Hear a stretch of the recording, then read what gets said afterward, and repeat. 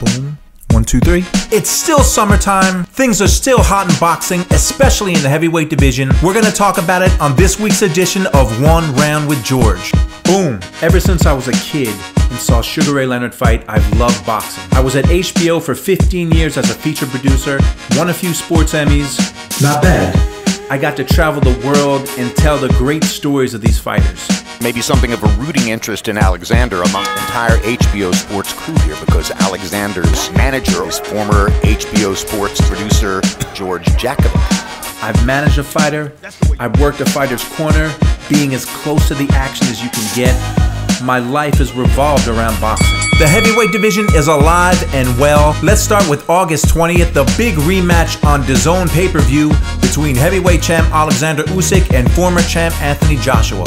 Joshua's bigger, stronger, and younger than Usyk, but twice it was proven that he's not better. However, he was better in this rematch. He was more aggressive, he went to the body, but he just doesn't have the skill set to beat Alexander Usyk. Joshua had a big 9th round. He staggered Usyk, looked like he might take him out and recapture his titles, but the very next round, round 10, Usyk came back to hurt Joshua, and he was dominant in rounds 10, 11, and 12. But of course, this being boxing, something always goes wrong. Usyk ended up winning a split decision. It should have been a unanimous decision. On no planet did Anthony Joshua win that fight. And it was really odd behavior after the fight. I guess Joshua had a lot of frustration built up over the past year, his second loss in a row, and his emotions boiled over into the post-fight press. I'm just, well, I'm upset, really, like deep down in my heart.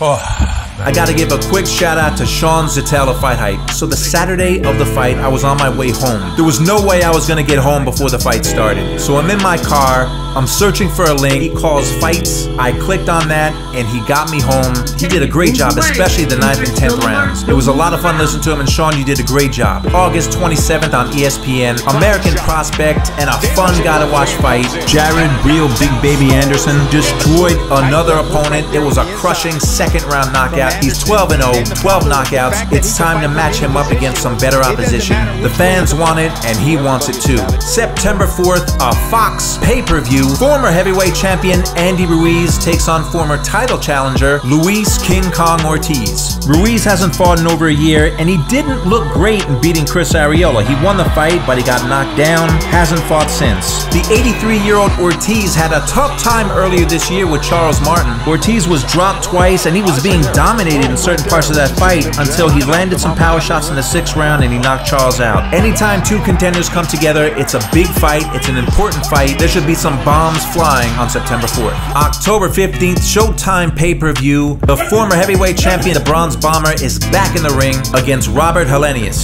This fight's going to be at the Barclays in Brooklyn, where Wilder has had a lot of great nights. Helenius destroyed Adam Kovnowski twice, and he looked good doing it. Wilder hasn't fought in a year since his fight of the year with Tyson Fury, where he nearly recaptured his title before it being stopped by Fury. This is going to be a real good gauge to see where Wilder is at in his career, because Helenius is tough. I know the fight that people are talking about in the heavyweight division is between Alexander Usyk and Tyson Fury to get one champion, but if Wilder gets through this fight, the fight I want to see, the fight that I'll pay my money for, I want to see Deontay Wilder and Anthony Joshua go at it. You know there's big birthdays every month. August 23rd, happy birthday to former 4-division champion and an all-time great Juan Manuel Marquez. He's a Hall of Famer, and he's probably known best for his 4 fights with Manny Pacquiao, including the last one that stunned the boxing world. He's not getting up, Jim. He's not getting up.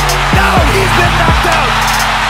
I got to spend some time in Mexico with Marquez a long time ago before he fought Marco Antonio Barrera. I was in the mountains where he trained. I was at Nacho Barasain's gym in Mexico City, and just want to say happy birthday to my friend Juan Manuel Marquez. August 25th would have been the late Diego Corrales' birthday. Corrales had some great nights in the ring, fought some big names. What I remember most about him is maybe the greatest fight I ever saw in my life, when he faced off against Jose Luis Castillo in 2005. Corrales winning. Castillo's in trouble.